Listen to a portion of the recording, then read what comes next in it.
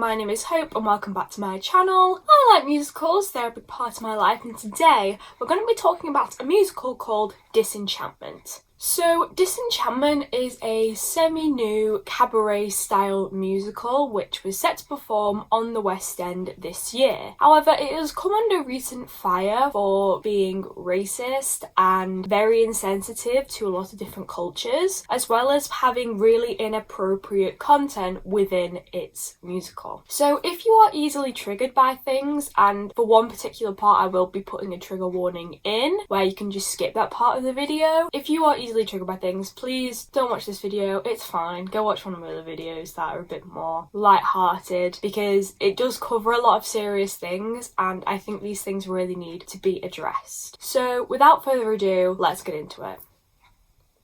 So, according to Google, this is the description for the show, which is called Disenchanted, not Disenchantment. Poison apples, glass slippers, who needs them? Not Snow White and her posse of disenchanted princesses in the hilarious hit musical that's anything but grim. Forget the princesses you think you know. The original storybook heroines have come to life to set the record straight. And so, basically, Disenchanted had its first workshop in 2009 at Pearl Studios in New York City. Now, I'm not saying that this makes this acceptable, but obviously times were very different in 2009. That was over 10 years ago now, but that does not mean that this material shouldn't have been updated to fit a modern audience. So over 700 women auditioned for the 11 roles at the one night only event that was the workshop. They played to a sold out house and basically they got a standing ovation, so the run was like immediately extended and the journey to off-Broadway began. So in 2012, Disenchanted has its first off-Broadway reading at the Peter J. Sharp Theatre at Playwright Horizons in New York City. The songs from the show were also featured in a showcase at Don't Tell Mama Cabaret Theatre on Restaurant Row that summer. So on the screen you will see a picture of the new West End cast of Disenchanted. And so if you know Six, you'll probably know Grace Muir and Courtney Bowman, Grace being the first swing alternate and Courtney currently playing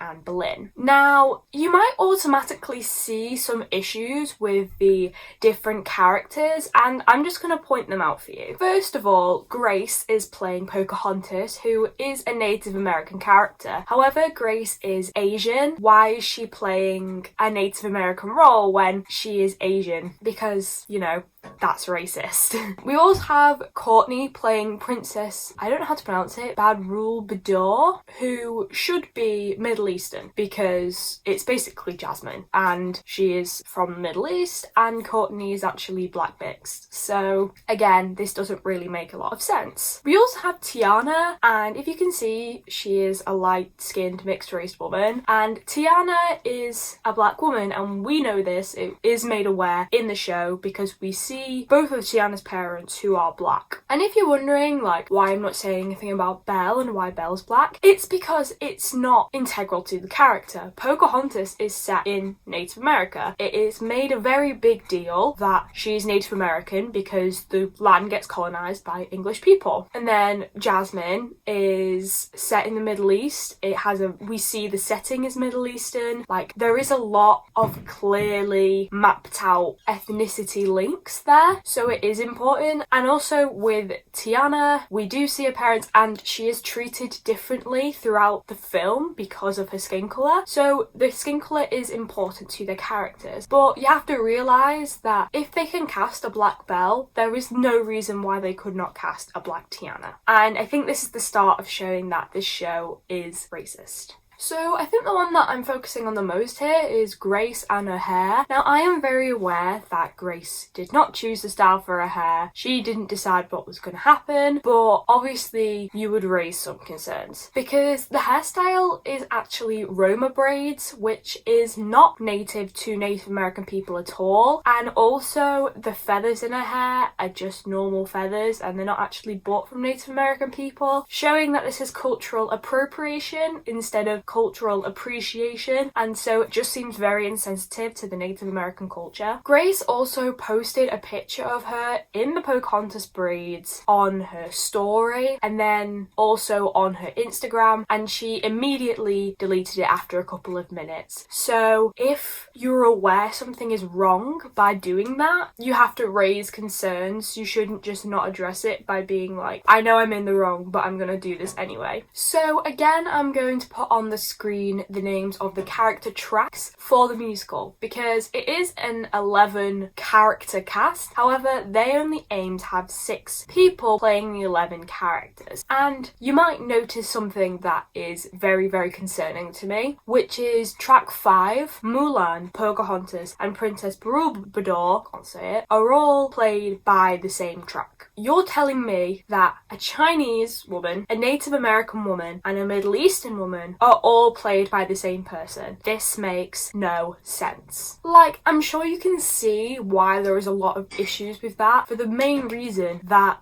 these are different ethnicities, and yet they believe that by ignoring that, it will make it okay. And that is just completely not true. You would think that I would just stop there and be like, that's already not good enough, but it just gets worse with the script. So the script is written by a white man, which I think tells you a lot. I'm not saying that all white men are racist. No, I'm absolutely not saying that. But it shows that it plays off the stereotypes because of the old views on what is okay to write in a show and what is not. There is a lot of black colloquialisms which are usually only used with black women. I'm not saying that other people don't use them, but it's a kind of appropriation in that kind of context by these non-black characters, which doesn't really make a lot of sense to me. Hopefully I'm explaining this well enough, but I'm not really sure if I am. There's also a line said by Jasmine, or Princess Barubador, I can't say her name, so I'll just be saying Jasmine really, which says, well, that's not me. Truth of the matter is that the Aladdin stories actually took place in South Asia. Band plays Chinese music, a chopsticks variation. Well, that's just culturally insensitive. Yes, it is culturally insensitive, and you're aware of that. So why are you putting it in your show? It's not funny. It's just culturally insensitive. So you have no excuse. It is not okay, you know? There is also an entire song about boobs and the different words for it. I don't know why. Obviously, you know, it's a man and they think that's something that we want to hear. We don't. I don't care. It's just really odd.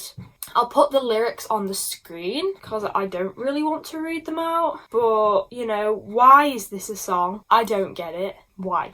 Also, this is the next bit and I'm going to put a trigger warning for eating disorders, so please skip to this time if that is something that specifically triggers you. Also, suicide. Anyway, there is an entire song dedicated to not eating. Again, I'll put the lyrics on the screen because I just think it's absolutely disgusting. If you look, it's, you know, you skip meals, we don't eat, and they're trying to portray these lyrics as empowering, and they're not. They're just trying to induce people into thinking that eating disorders are okay. If you have one, that is something that you do need help with, and it's not okay to make a joke about, and it's not okay to promote, especially in this day and age when, you know, mental health is such a big thing and a big problem. So this isn't okay, and I'm not standing for it. They also make multiple jokes about suicide and how they think that's okay to make fun of, that it's funny, and I don't care if they like try and take down this video or whatever. I doubt they'd even see it, but if they did, there is a large issue here and it's not okay. And the last part of the script basically works on a lot of sexuality stereotypes. They basically explain that Mulan is a lesbian and they go through all of the lesbian stereotypes in a song in order to make her a lesbian. Now there are a lot of issues with this, like the entire musical. It is not okay to play on the stereotype of a sexuality when you are not that sexuality. Like, there are reasons why black people can say things that white people can't. There's a reason why gay people can say things that straight people can't. There are a lot of reasons for that, and it's all to do with being offensive. Because, you know, from one person's perspective, wearing Doc Martens does not make you gay. It doesn't. It's just a thing that you'll find that some people do and some people don't. But people think that, oh, because a lot of people do it, it means that everyone everyone does it. Not true, you know? Like, you listen to that and it doesn't make any sense. And also, it is made quite clear in the first one, in the original Disney film, that Mulan isn't. There is no link to it in the movie. I think they just did it so they could be more diverse. When, you know, there are other Disney princesses who could be, you know, there's a large theory that Elsa is not a straight woman. So, you know, choose her. Don't choose one that it's already established that they're not. And it's really hard to say this without trying to be offensive in any way, because they are being. So I hope that I'm explaining it well enough and I'm not being offensive to anyone, because that's really not my intention. But there's just so much wrong, and I find it disappointing that it's taken 10 years and there has been no changes made because they still think that it's okay. It wasn't okay back then, but it was more accepted, and therefore it made it more acceptable within society. Now this is not okay. This is not acceptable within society. If you're auditioning for the show and you've read this script, you seriously need to rethink, because this show is racist, it's homophobic, it's not okay. Also, on the website, there's no age rating for this show, so especially if you have younger children, please be aware. This show is, I would say, under the age of like 14. Don't go watch this. It's inappropriate. It's inappropriate to people over that age as well, and extremely insensitive, but, you know, they make it out to seem like this is a light-hearted show. It's all about female empowerment, when in reality they're just using this idea of female empowerment to be insensitive and racist and homophobic, etc, etc. You know, I don't even know what to say. I really don't, because as I'm like reading it, I'm just getting like more and more disgusted and disappointed. And it's not just because of the show's content itself, it's all of the people involved with it. All of the cast think that this is an okay musical. Whether the character that you're playing is okay or not, it should be very clear that this musical is not suitable for anybody. It does things that it shouldn't, and it shouldn't have ever done, and it's just purely not okay. Second of all, the cast and the crew of the show have completely ignored it. Multiple people have been making complaints, not only about what the cast have been doing, but about the musical itself, and anyone that is involved has been blocking anyone that brings it up. If there wasn't an issue, you wouldn't be blocking people, because you would know that you were in the right and that you're standing up for what you believe in. But by blocking people, you are showing that you know you were in the wrong. You are very aware of the harm that it is causing people, and you are very aware that what you are trying to promote is incorrect. Very, very obviously. And yet they're not doing anything about it. There is no changes being made. There is no work being done. It is staying exactly the same, because they believe that blocking people will alleviate all the negativity, and therefore people will come and buy tickets to their inappropriate show. In addition, on their Instagram, on their most recent post, they have turned comments completely off. You cannot write on it, you cannot do anything. And on all of their previous posts, it is limited, so basically you cannot comment from now. It is only the comments that are already on there that you can see. And obviously they've just removed anyone that is negative. So with all of that information, what can we do to help? First of all, I think we need to hold everyone accountable. This sounds probably quite cruel, but this is the only way to make a change. So first of all of the actresses who were involved, we have to, until they put out a statement to explain that, you know, they are aware that it's wrong and they apologise, we should not support them, because by supporting them, we're giving them a platform to amplify these horrible ideals that are not okay to be shown in society. This does not mean sending them hate or hate speech or harassment or anything like that, because if you do that, then please don't associate with me or this video, because that is just abuse. But what we do want to do is make them acknowledge the problem and now then try and help us to solve it. You know, aggression isn't necessary, and so we just need to solve this problem because there is a very large issue here. So we also have to hold the creatives accountable and not just the crew. So this is a post from YVO Can't Dance on Instagram. You can also go check out their post. They did posts on this. I'll also put the other person who I used for the beginning of the video and that whole part, who had all the information on that. I will also put their Instagram on there so you can go and follow them and you can go and read this all for yourself. But yes, there is the social medias, so we can go and hold those people accountable, even though they are just blocking people who are insensitive.